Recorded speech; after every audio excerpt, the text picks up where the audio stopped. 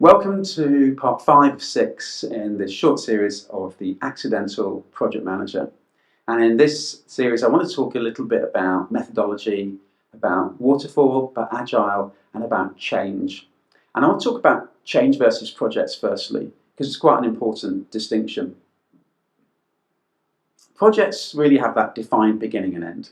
You know, you're producing something that has a very specific outcome. So from a business point of view, that might be functionality, it might be a product, it might be capability. But once that has been produced, the project finishes. And then often, well, sometimes not as well as others, at the end of that, a change management process starts, or ideally it starts towards the end of the project. And that change management cycle is looking at training and the utilization, the marketing, and all of the different processes to embed the project outcomes and for the organization to benefit from it. I'm also going to say to you that sometimes this is done wrong for the right reasons.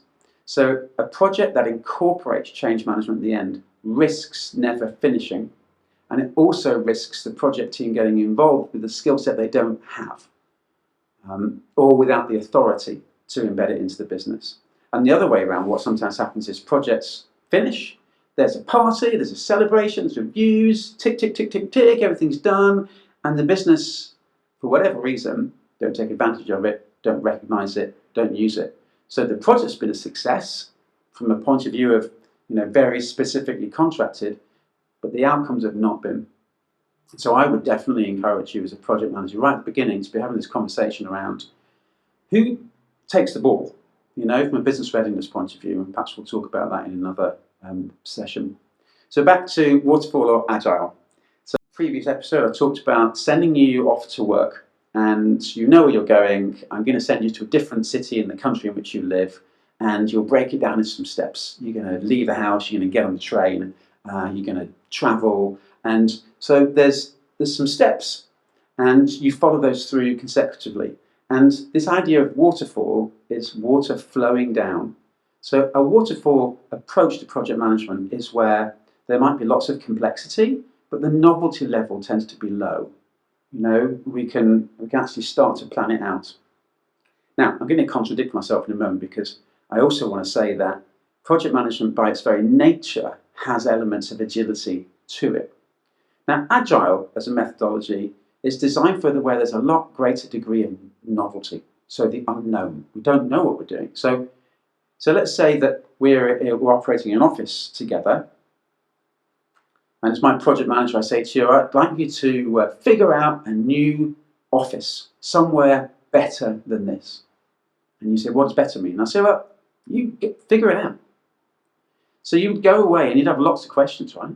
I mean, how many people are going? What does better look like? Is that closer? Is it further away? What's the location? So you can't start planning out the actual move because you've got all these different questions that you might want to ask. Other really great examples of where agile is used would be in technology projects where the technology is not yet known or it's unproven. I can only imagine that Elon Musk's project to send someone to Mars must have huge amounts of ambiguity and therefore agile processes. The point is, it's more of a mindset. And let me go back to my contradiction, because actually formal project management with the various stages inherently incorporates degrees of agility. So if we take the ideation phase, I'm saying to you, well, you want to move us somewhere better. If you start setting up a series of interviews to define better and to define the numbers and the budgets and all of those kind of things, before you proceed on to another stage, which might be definition, then you're being agile. Traditional project management uses the concept of rolling wave planning or progressive elaboration. And I think that is traditional project management's way of explaining what agile does in different ways of explaining, which is that you can't, because of project management having those novelty and complexity, you cannot correctly predict how long or how much. But if you proceed and you plan out the first few weeks, the first few stages to 100% of detail, and then the next one to 60%, and then 40 and 20, and as you progressively go through, you add to that.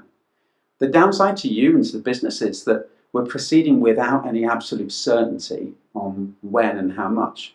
But the upside is, as we proceed through, we're getting more certainty. Right. So let me leave you with these thoughts then. change management, project management. Change management is much more iterative. You're probably not going to get it in one go. And it's very much around winning over hearts and minds and overcoming obstacles and looking at business readiness and really handing over that ball to somebody else. Waterfall project management is a methodology where you're planning into the distance, not necessarily the whole way, and you've got a reasonable degree of certainty around how long, how much, complexities, etc. And agile is where you don't have those certainties, and so you're building certainty as you cyclically go through a process which could be... So I hope you enjoyed that latest short episode in the series, The Accidental Project Manager. If you'd like to know more about this or any of the themes that we've covered, if you're interested in having a look at the book, if you'd like a workshop, coaching, or you just want to say hello, you can find me on LinkedIn or you can check out www.tcqproject.co.uk.